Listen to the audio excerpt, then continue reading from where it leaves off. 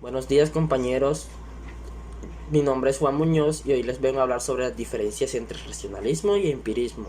Comencemos con el racionalismo.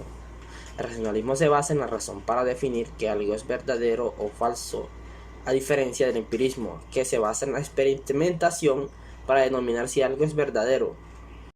El empirismo es basado en ver hasta qué punto es subjetivo un conocimiento, es decir, basado en los puntos de vista del sujeto que experimenta lo que acontece, a diferencia del racionalismo que se basa en la razón como fuente del conocimiento verdadero.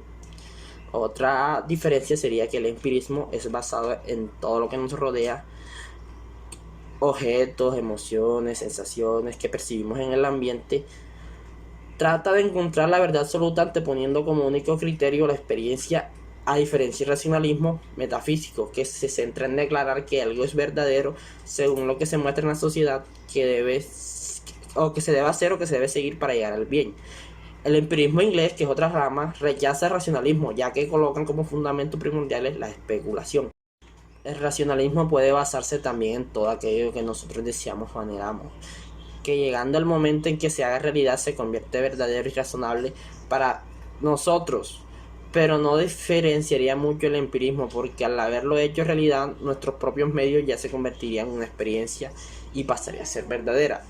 El empirismo basándose en comprobar todo lo que es verdadero siempre y cuando sea experimentado. Por ejemplo, lo universal que es considerado algo que es perspectivo se da porque si anteponiéndose al racionalismo, ya que esta ideología, si no es comprobada científicamente o algo que la compruebe, que si es razonable que suceda, no será definido como verdadero.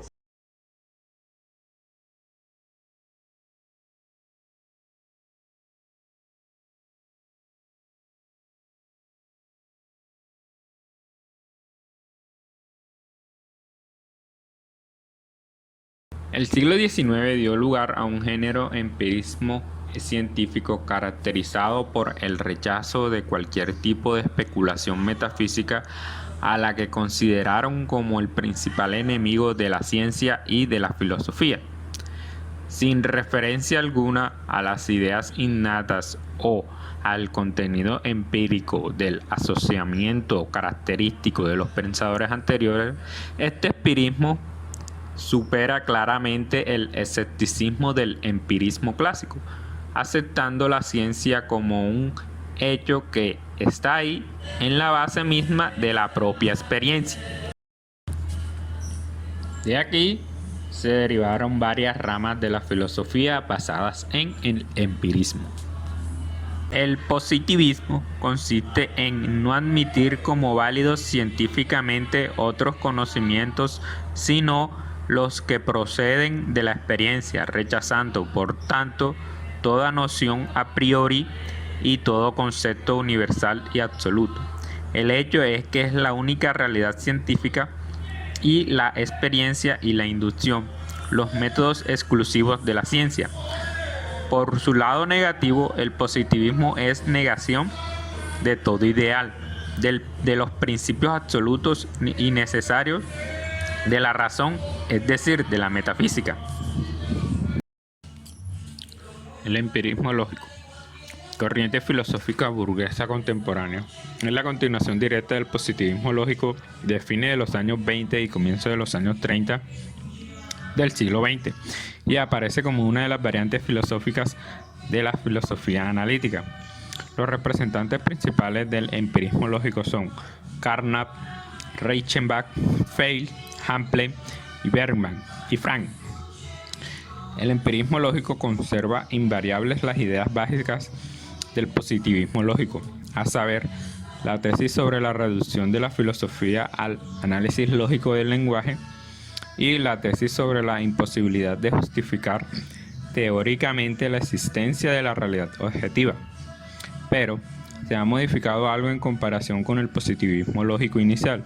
En particular, los empiristas lógicos han rectificado el subjetivismo extremo del Círculo de Viena. Así, en calidad de lenguaje empírico de la ciencia, el empirismo lógico representa el dominado lenguaje real que expresa fenómenos físicos sensoriales perceptibles y no el lenguaje de las vivencias personales del sujeto. El empirismo radical es una doctrina pragmatista planeada por William James. Afirma que la experiencia incluye tanto los datos y las relaciones disyuntivas como conjuntivas entre los particulares, y que por lo tanto los dos se merecen un lugar en nuestras explicaciones. En términos concretos, cualquier visión del mundo filosófico está errado si se detiene en el nivel físico y no explica cómo el significado, valores y la intencionalidad pueden surgir de ello.